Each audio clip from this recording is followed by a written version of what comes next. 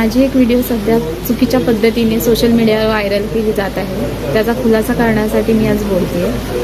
माझे मिस्टर किरण तायडे गेले काही वर्ष ह्युमन राईट्ससाठी काम करत होते आणि त्यांच्यासोबत त्यांचे काही सहकारीही काम करत होते. त्यांच्यात पुढे जाऊन काही थोडे मतभेद झाले, वादावाद झाले. त्यानंतर त्यांनी हे ह्युमन राईट्स सोडलं आणि ते त्यांच्यापासून वेगळे झाले.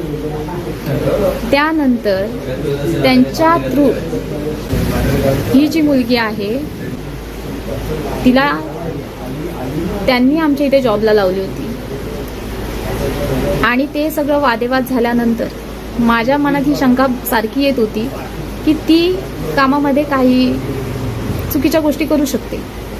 म्हणून मी वारंवार सरांशी बोलत होते की आपण या मुलीला काढून टाकूया जॉबवरून किंवा तिला सांगूया की आता तू जॉबला येऊ नको.